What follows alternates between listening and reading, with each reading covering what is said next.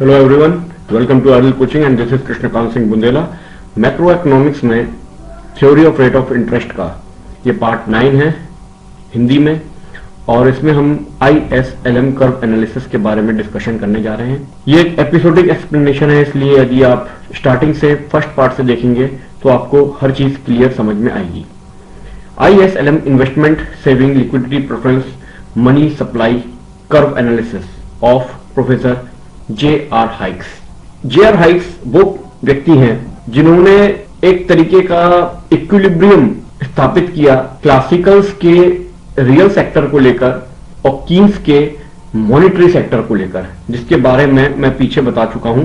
और ये इतना अच्छा किया इन्होंने कि रेट ऑफ इंटरेस्ट दोनों फील्ड का अपने अपने इंपॉर्टेंस के साथ निकालना आसान हो गया। देखिए, हमारी जो इकोनॉमी है उसको इकोनॉमिस्ट्स दो भागों में डिवाइड करते हैं, रियल सेक्टर और मॉनेटरी सेक्टर।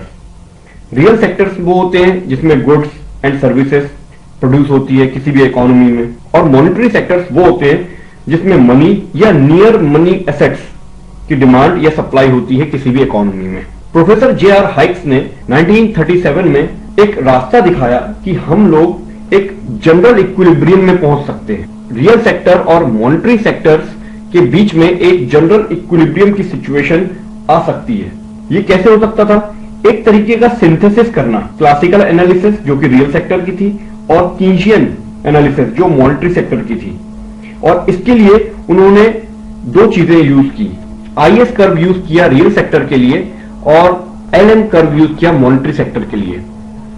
IS मतलब इन्वेस्टमेंट एंड सेविंग्स कर्व और LM यानी लिक्विडिटी मनी कर्व। ये तो हम लोगों को पता है कि क्लासिकल थ्योरी और कीन्स थ्योरी दोनों ही इनडिटर्मिनेट थ्योरी है, क्योंकि जब इनकम लेवल चेंज होता है यानी लेवल ऑफ लिक्विडिटी प्रेफरेंस भी चेंज होता है, लेवल ऑफ सेविंग्स भी चेंज होता है, क्योंकि लेवल ऑफ इनकम चेंज हो रहा है। तो उस समय जो रेट ऑफ इंटरेस्ट चेंज होता था उसके लिए इनके पास कोई थ्योरी नहीं थी और कोई सोल्यूशन नहीं था। Professor J.R. हाइक्स ने ये दो अलग अलग कर्व लिए और इनको एक किया, जिसका नाम इन्होंने रखा ISLM कर्व। इसको हम एक एक करके समझते हैं, फिर हम इनको जोड़ेंगे। पहले हम आते हैं IS कर्व पर। दो ग्राफ बनाए हैं, इसमें मैंने लिया है रेट ऑफ इंटरेस्ट इस तरफ, इसमें रेट ऑफ इंटरेस्ट इस तरफ, यहां पर सेविंग्स एंड इन्वेस्टमेंट। ये आ गया आपका सेविंग्स, और सेविंग्स कहां पर? जहां पर इनकम है 1 लाख बिलियन की, और ये है इन्वेस्टमेंट का ग्राफ, और ये जहां पर कट हो रहे हैं दैट इज इक्विलिब्रियम पॉइंट। ये वो रेट ऑफ इंटरेस्ट है जहां पर सेविंग्स वो इन्वेस्टमेंट में बदल रही है। इसके ऊपर और नीचे डिसइक्विलिब्रियम का पॉइंट होगा। अब अगर हम दूसरा लेवल ले लें, ये इनकम लेवल कौन सा है? 1 लाख बिलियन का। अगर ये लेवल बढ़ जाए, कैसे बढ़ेगा इनकम लेवल? गवर्नमेंट कुछ करेगी, गवर्नमेंट अपना कुछ फंडिंग करेगी, पैसा डालेगी। देखिए, दो चीजें होती हैं, फिस्कल पॉलिसी होती है, मॉनेटरी पॉलिसी होती है। ये बहुत आपको काम देगी इसमें। फिस्कल पॉलिसी का मतलब होता है जब गवर्नमेंट अपनी तरफ से कुछ पैसा इंड्यूस करती है या कुछ ऐसे प्रोजेक्ट्स लाती है जिसकी वजह से हमारी इकोनॉमी ग्रो होती है, या इकोनॉमी को श्रिंक करना है, कुछ भी करना हो, गवर्नमेंट के द्वारा वो किया जाता है। गवर्नमेंट जो पैसों का डिसीजन लेती है उसको हम फिस्कल पॉलिसी बोलते हैं। और जब सेंट्रल बैंक मनी को रेगुलेट करता है उसको हम मॉनेटरी पॉलिसी बोलते हैं। वो रेगुलेट कैसे करता है? रेट ऑफ इंटरेस्ट को बढ़ाते घटाते इस तरीके से करता है। और गवर्नमेंट कैसे करती है? टैक्सेशन लगा के और अपना खुद का डिमांड बढ़वा के खुद ही परचेज करने लगती है। तो ये सब गवर्नमेंट के तरीके हैं, फिस्कल पॉलिसी के और मॉनेटरी पॉलिसी के। तो यहां पर फिस्कल काम आता है कि गवर्नमेंट इस कर्व को शिफ्ट करवाएगी इस तरफ, यानी कि ये बन जाएगा S1, जहां पर इनकम लेवल जो है वो है 1,10,000 बिलियन, इतनी बढ़ गई। तो नया इक्विलिब्रियम पॉइंट आ गया E1, यानी गवर्नमेंट ने क्या किया? गवर्नमेंट ने इनकम बढ़ाकर रेट ऑफ इंटरेस्ट को नीचे ले आई, यानी अब कम रेट ऑफ इंटरेस्ट पर भी लोग सेविंग कर रहे हैं और उस सेविंग को इन्वेस्टमेंट में बदल रहे हैं, क्योंकि उनके पास इनकम लेवल ज्यादा है। अच्छा, इनकम लेवल ज्यादा है तो रेट ऑफ इंटरेस्ट R2 हो गया, और इनकम लेवल कम है तो रेट ऑफ इंटरेस्ट R1 था। अगर हम इनको आउटपुट के हिसाब से लें, जैसे ये R1 यहां पर आया तो आउटपुट कितना था? 1 लाख, ये बिलियंस में। और R2 वाला अगर हम और आगे तक खींचे और इसको लाएं, आउटपुट कितना था? 1,10,000 बिलियन। यानी ये दो इक्विलिब्रियम के पॉइंट्स हमको मिल रहे हैं। किसके? करंट आउटपुट के। तो ये दो प्रकार के आउटपुट हैं, इनकम के, ये 1 लाख बिलियन का और ये 1,10,000 का, और अलग अलग पर अलग अलग रेट ऑफ इंटरेस्ट के इक्विलिब्रियम पॉइंट्स आए। और जब हम इसकी लाइन खींचेंगे, ये देखिए, तो इस लाइन पे अलग अलग पॉइंट्स पर यानी अलग अलग रेट ऑफ इंटरेस्ट पर हमको अलग अलग इक्विलिब्रियम पॉइंट्स मिलेंगे और वो शो करेंगे अलग अलग इनकम लेवल, जो कि क्लासिकल्स ने हमको नहीं बता पाया, क्योंकि क्लासिकल इनडिटर्मिनेट थ्योरी इसी कारण से थी कि अलग अलग इनकम लेवल पर रेट ऑफ इंटरेस्ट आप कैसे पता करोगे। तो ये है आईएस कर्व, ये टोटली बेस्ड है क्लासिकल वालों के ऊपर, क्योंकि इसमें इन्वेस्टमेंट है और इन्वेस्टमेंट जुड़ा होता है आपके प्रोडक्टिविटी से, और productivity is a real factor. तो ये रियल फैक्टर है, और ये जो लाइन अपन ने खींच दी है इसी को कहते हैं आईएस कर्व। अब इस आईएस कर्व की वजह से और क्या क्या हो, एक बात और कि अगर ये इनकम लेवल बढ़ती है तो क्यों बढ़ती है, गवर्नमेंट क्यों बढ़ाती है, क्योंकि वो चाहती है कि लोगों की डिमांड बढ़े, और डिमांड व्यक्ति की तब जब बढ़ती है, और डिमांड व्यक्ति की तभी बढ़ती है जब उसको पता है कि उसके पास पैसा ज्यादा आ रहा है, तो वो ज्यादा डिमांड करेगा सेविंग की। जैसे एग्रीगेट डिमांड जैसे बढ़ जाए, अगर एग्रीगेट डिमांड बढ़ जाए, वो कैसे बढ़ेगी, गवर्नमेंट चीजें खरीदने लगे, सस्ती कर दे, तो लोग ज्यादा डिमांड करने लगेंगे।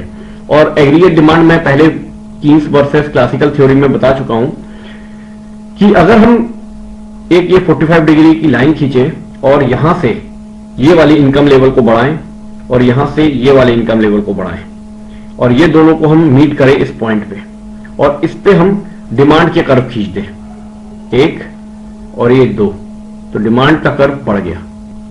यानी कि इस रेट ऑफ इंटरेस्ट पर जो E0 इक्विलिब्रियम पॉइंट आया, डिमांड कम थी, और जब रेट ऑफ इंटरेस्ट गिर गया, जब गवर्नमेंट ने शिफ्ट किया, तो डिमांड बढ़ गई। ये शिफ्टिंग इन डिमांड कर्व हुआ।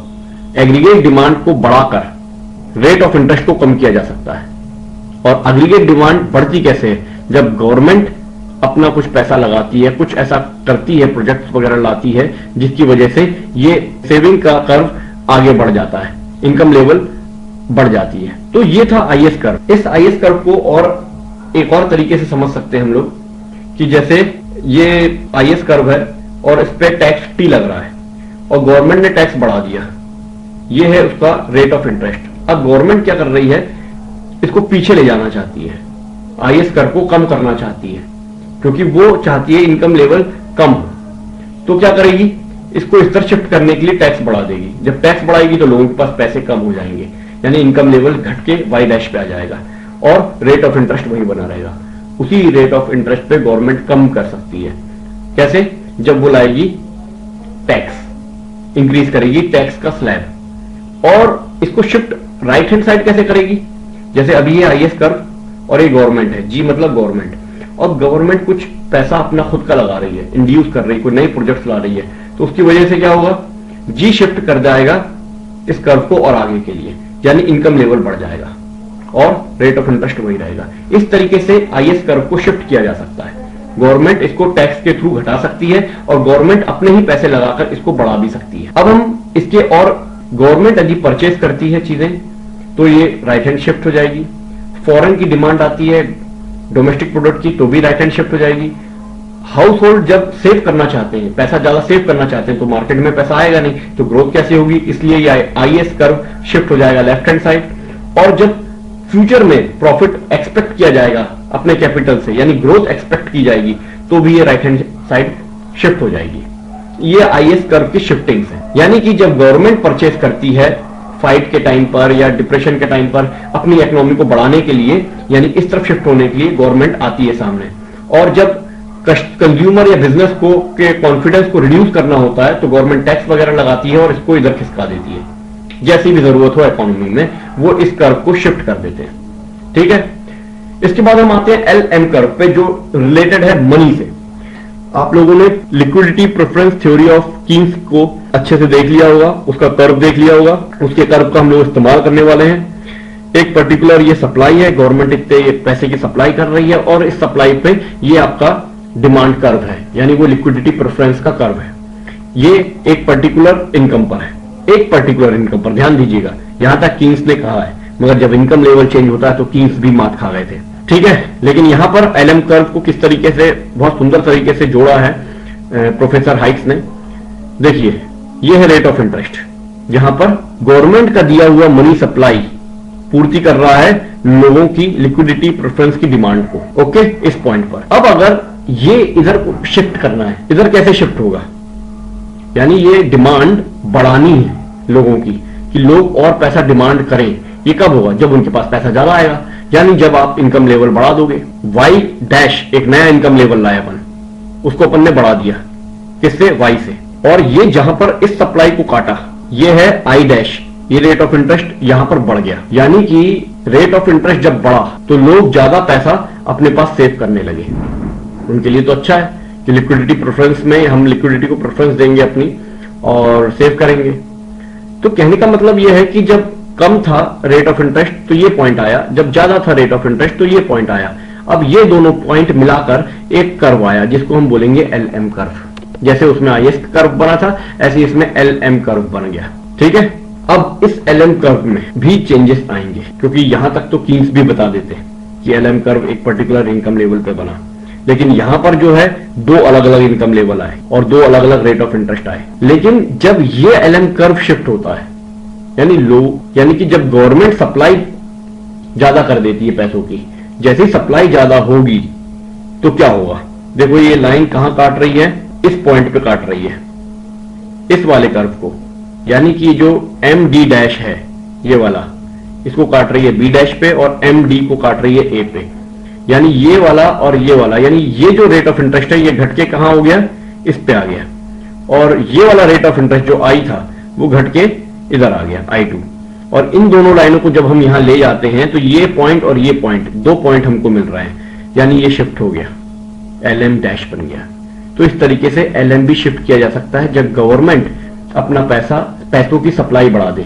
ध्यान रखिएगा, पिछले वाले में हमने क्या किया था, इस कर्व में गवर्नमेंट परचेजिंग कर रही है, यानी ग्रोथ करवा रही है अपनी इकोनॉमी की। इसमें गवर्नमेंट नया करेंसी ला रही है। मनी की सप्लाई कैसे होती है, करेंसी लाकर, नया करेंसी लाकर सप्लाई होती है, किसी भी तरीके से अपनी इकोनॉमी को इंड्यूस करेगी। तो इस तरीके से एलएम कर्व भी शिफ्ट हो सकता है, राइट साइड भी लेफ्ट साइड भी। अगर गवर्नमेंट कॉन्ट्रैक्ट कर ले अपने आप को, पैसा खींच ले, मनी बाजार से खींच ले, तो इस तरफ शिफ्ट हो जाएगा लेफ्ट हैंड साइड। और अगर पैसा ज्यादा छोड़ दे इकोनॉमी में तो ये एम अपॉन पी से एम डैश पी पर आ जाएगा।